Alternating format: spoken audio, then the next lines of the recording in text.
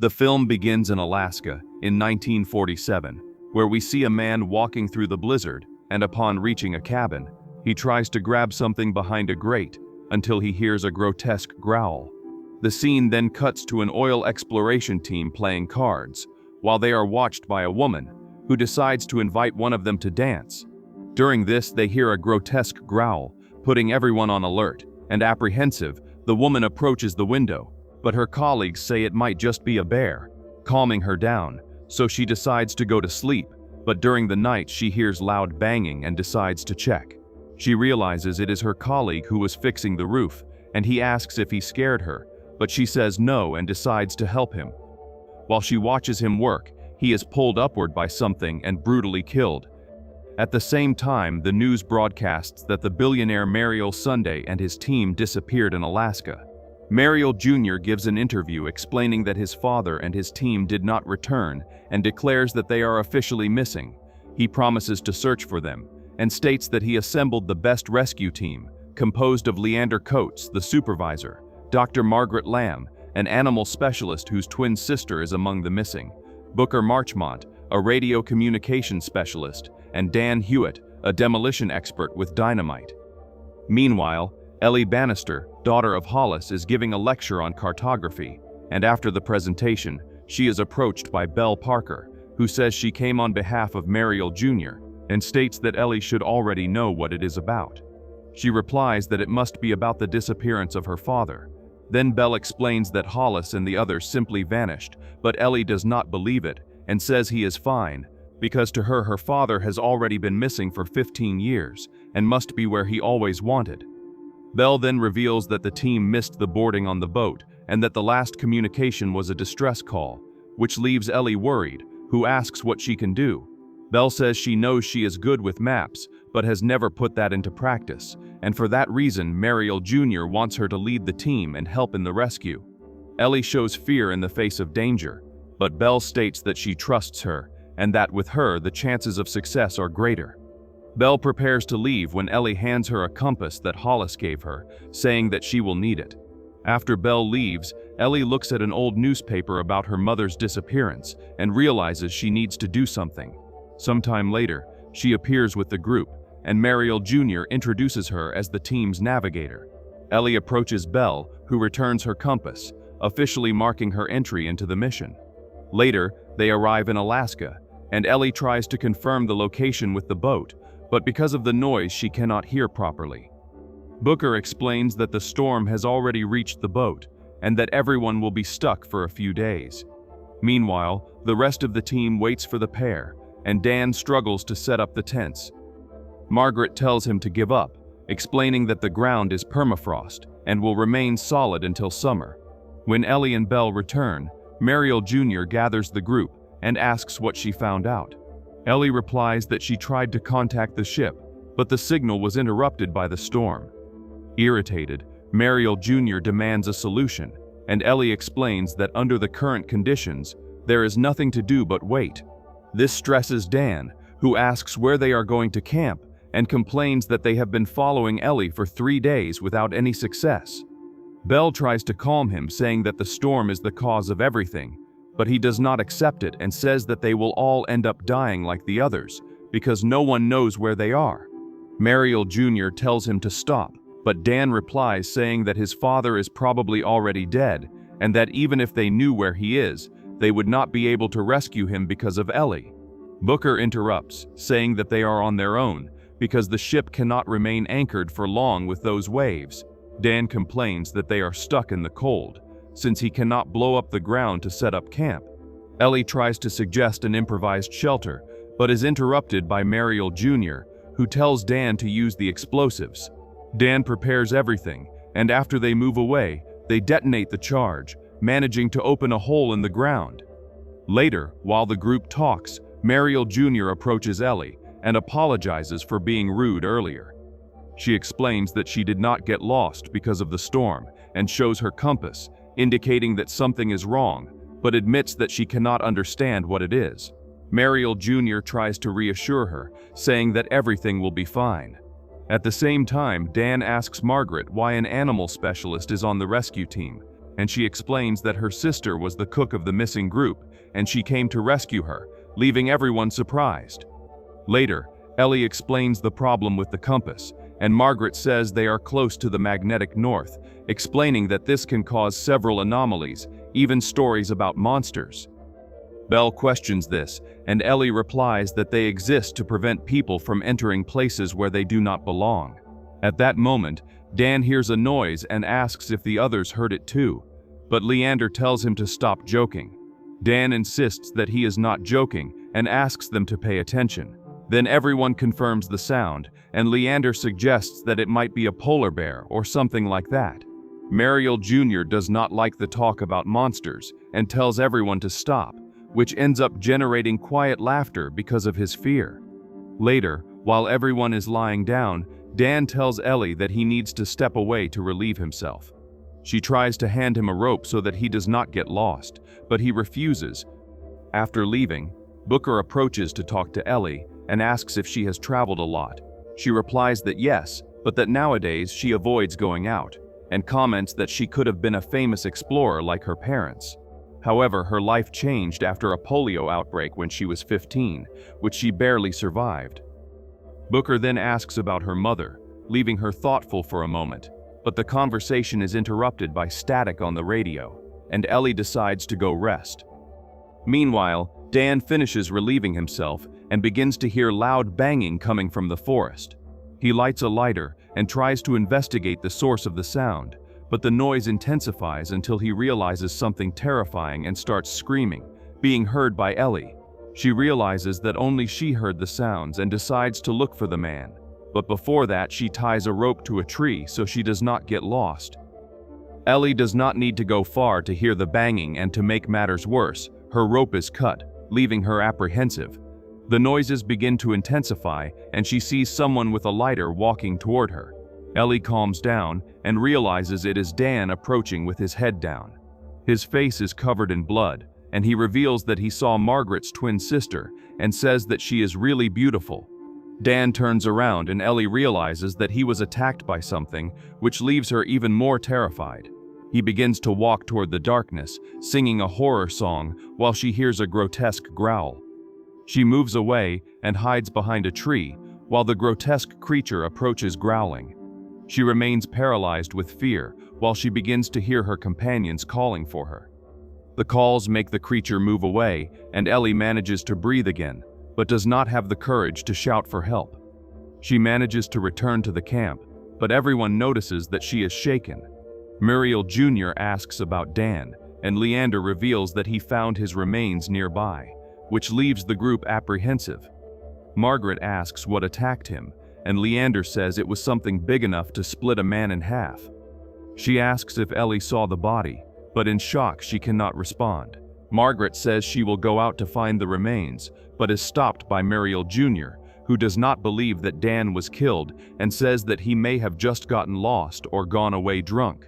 Booker gets irritated by this and states that he just does not want to spend more money on the rescue, asking for respect for the dead. Muriel Jr. apologizes, but says that in the end, his decisions there are the ones that matter. Leander disagrees and states that they will retrieve Dan's body or what is left of it. Irritated, Muriel Jr. asks if he is out of his mind and if Dan is more important than his father. He then says that as soon as they rescue his father, they can recover Dan's body on the way and give him a proper burial. Everyone agrees, and Margaret approaches Ellie to talk to her, but Ellie moves away, saying that she cannot stay there. They begin to move, and while the others talk, Belle hears the same banging from before, becomes thoughtful for a moment, and ends up falling behind. Margaret talks to Coates about the brutal way Dan was killed, commenting that she lost the opportunity to examine the body. Coates replies that he hopes she will not have more opportunities to examine and moves on. Ellie shows a map to Muriel Jr. and says that the outpost is a few kilometers ahead, but he decides to ignore the route and insists on going the other way. At that moment, Coates notices that Belle is gone and informs the group, who begin to call for her. He says he will track her and asks the others to continue, but Ellie recalls what happened to Dan. Coates states that he knows what he is doing, and Margaret decides to go with him, saying that Belle may be injured. They go out in search of her while the rest follow the path chosen by Mariel Jr. After walking for a while, Mariel Jr. realizes they are on the wrong path and tries to blame Ellie, who responds that she had already warned him and continues on another route. During the search, Margaret finds a huge footprint in the snow, but does not have time to analyze it because Belle's screams are heard and they run toward the sound. Coates continues tracking the screams when he notices something coming toward him and arms himself, but soon sees that it is just Margaret, who says he needs to see something. However, new screams echo.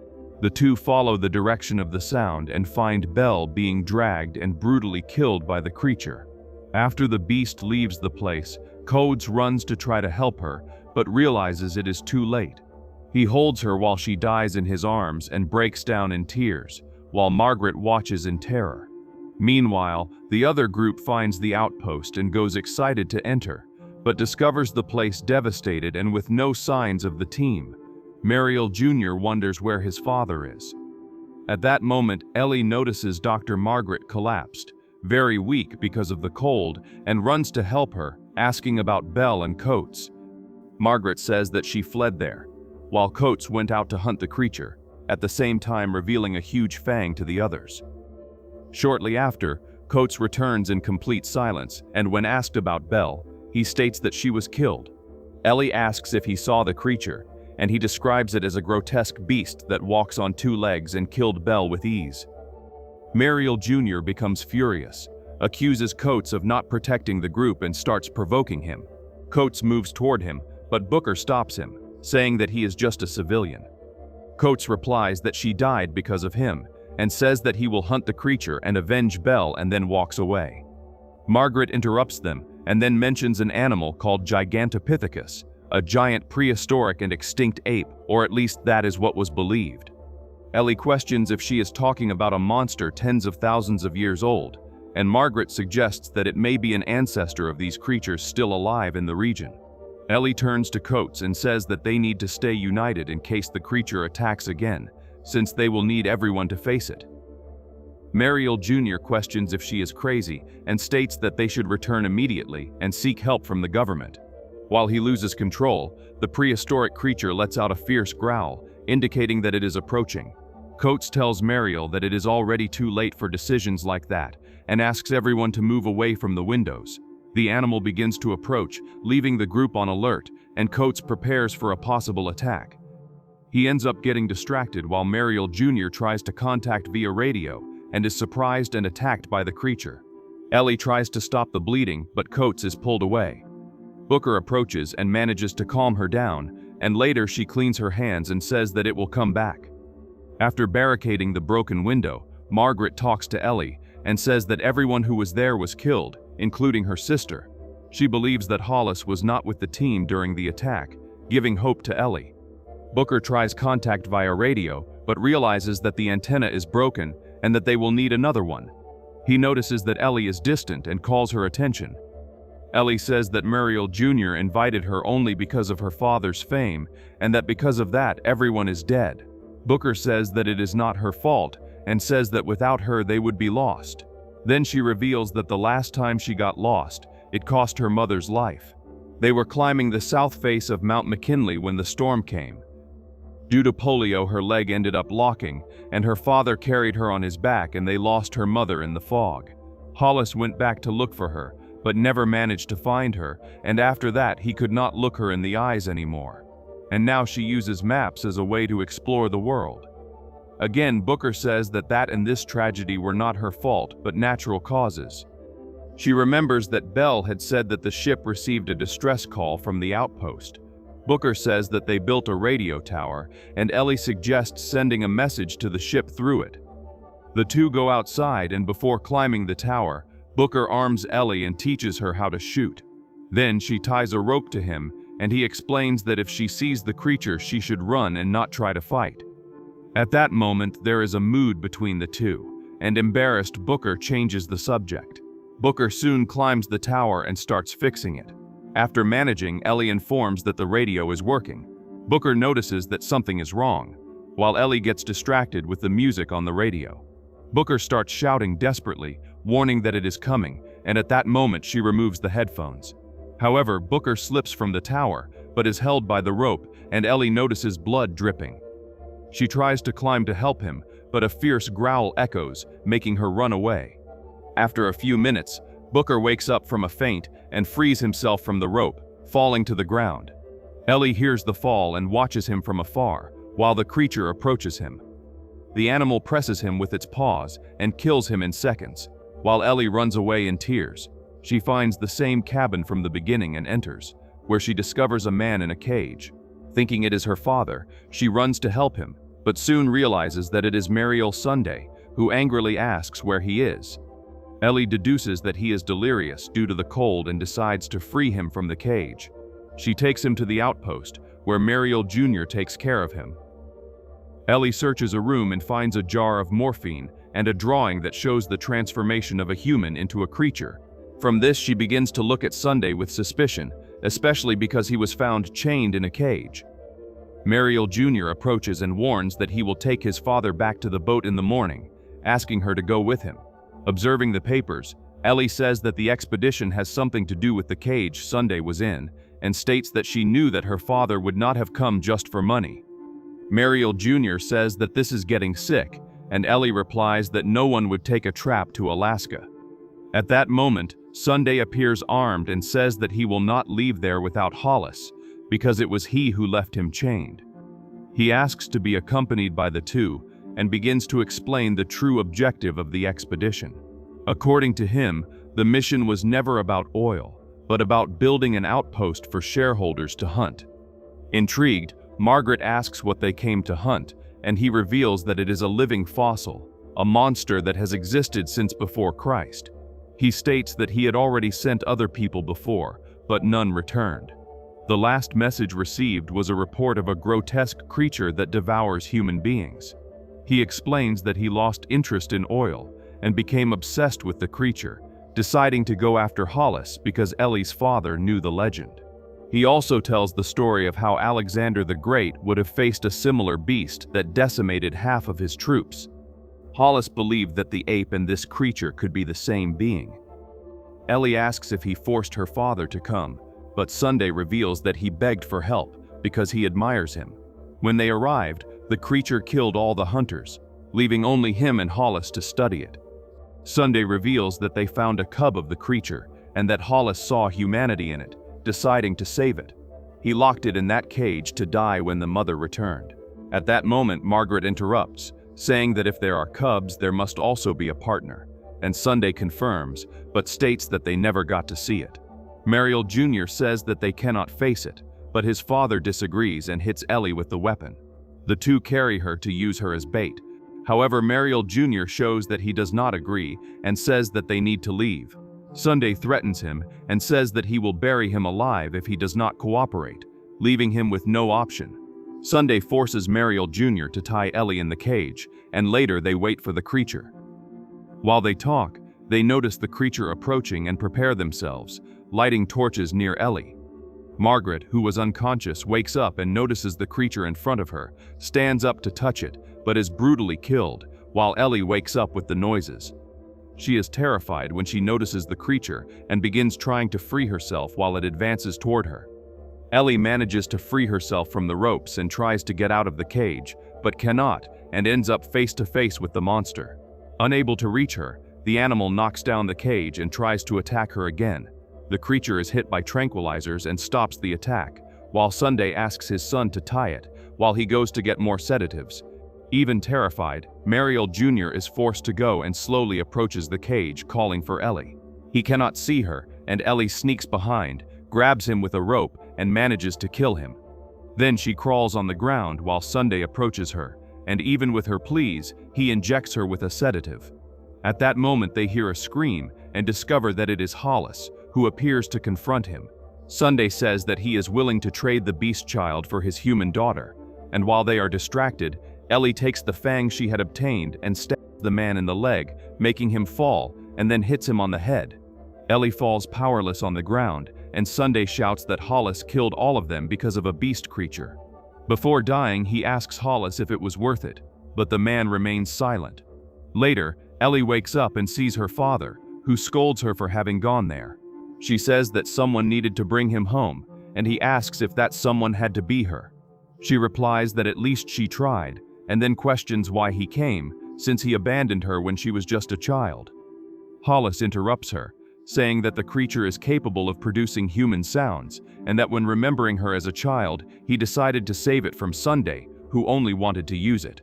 He says that he has been there all this time thinking about her and everything he would have liked to have lived with her. Ellie notices her father feeding the cub and does not know what to say. Meanwhile, it is revealed that Mariel Jr. did not die. He takes his weapon and discovers that his father was killed. At the same time, Hollis and Ellie hear a growl, and he says that the mother found her baby. Hollis takes the cub, but Ellie says that he cannot go with them because it is dangerous. He replies that they will not go with her. Hollis explains his plan. He will use the cub to distract the creature while she escapes, and indicates the location of a canoe to her. Ellie tries to stop him, but he says that she always knew how to manage, and now will not be different. Hollis says goodbye and puts his plan into practice, but is found by the creature and killed quickly. Ellie finds the canoe he indicated, and before leaving, looks at the compass and heads home.